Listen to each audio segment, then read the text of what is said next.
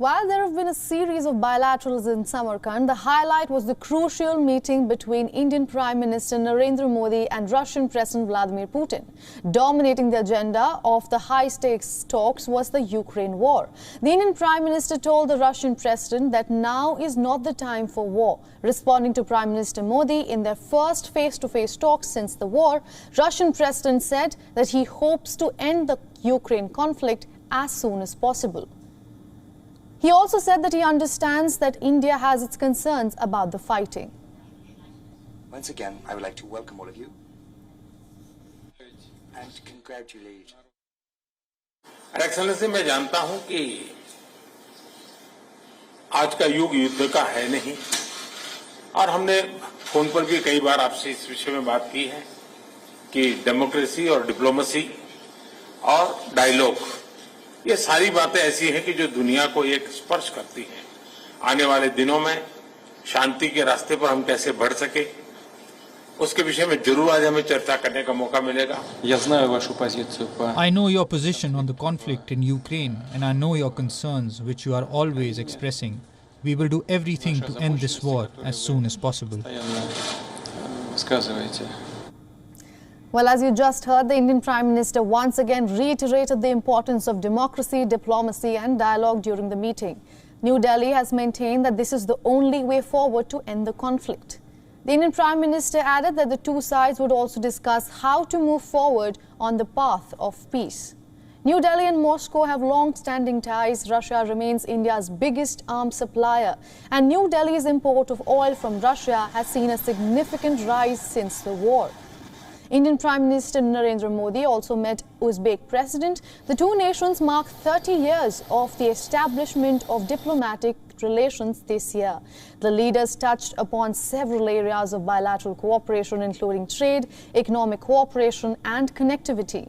The leaders further agreed that the territory of Afghanistan should not be used for terroristic activities.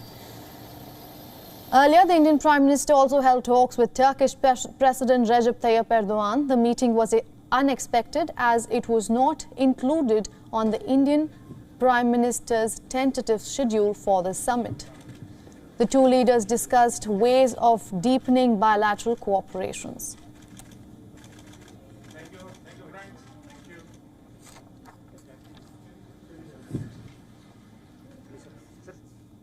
Now, for more on this, we are being joined by our principal diplomatic correspondent Siddhant Sibal from Samarkand. Siddhant, welcome to the broadcast. You have been tracking all the meetings for us closely. My first question to you is, one of the key takeaways that has been from the Indian Prime Minister's meeting with Russian President Vladimir Putin has been that Modi has clearly said that Vladimir Putin should not that this is not the era to wage wars. How do you see the latest discussion shaping future relationships? Well, one of the biggest outcomes perhaps is the bilateral between the Indian Prime Minister and the Russian President. So much so that it's dominating the headlines in Western media as well, because the comments made by both sides have been very interesting and something that has never been seen before when it comes to public comments being exchanged between two leaders. One, of course, a foreign leader, and one, the Russian President Vladimir Putin. Now, what transpired in that almost 8-minute public conversation is something that has had repercussions in terms of its impact.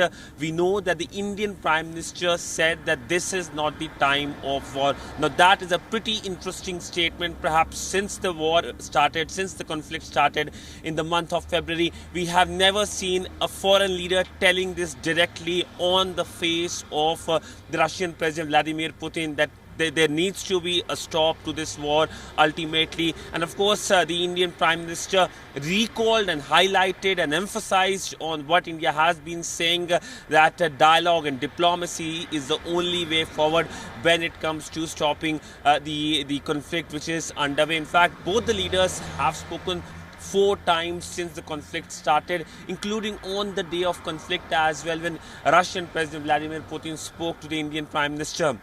Narendra Modi. And now, of course, this first in-person meeting, lot of body language is something, body language checks was essentially part of the news cycle as well, given everyone was looking at how both the leaders react in terms of when they meet with each other.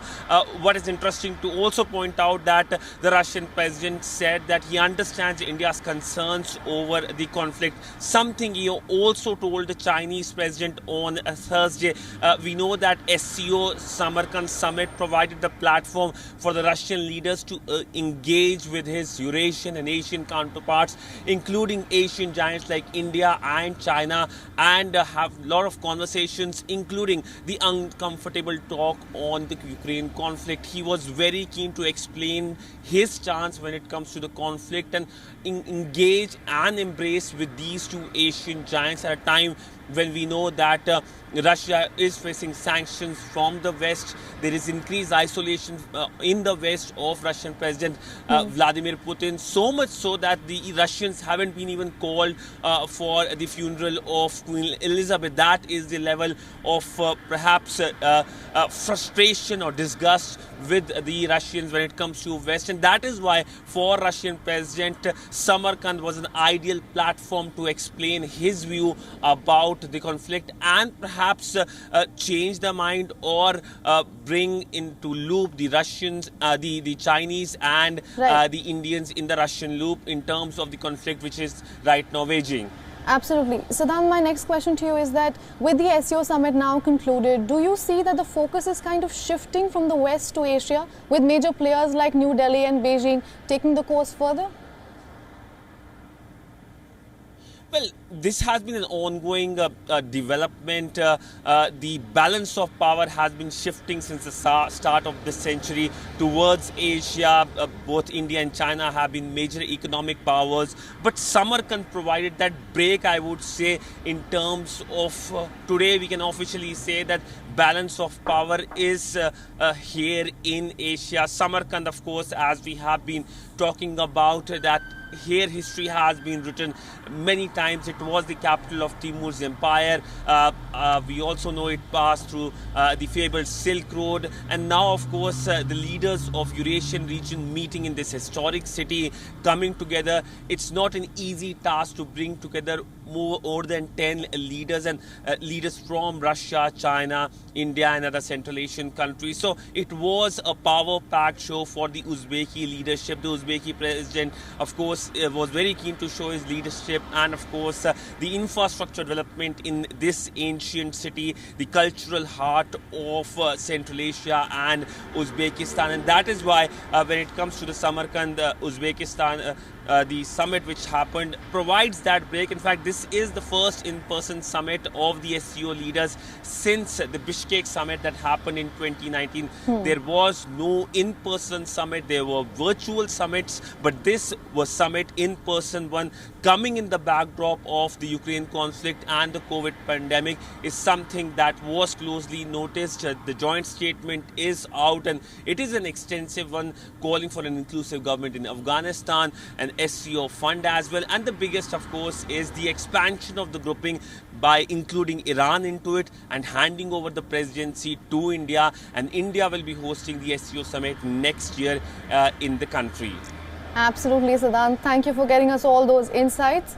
That was Siddhant Sibul, our diplomatic correspondent, reporting from Samarkand.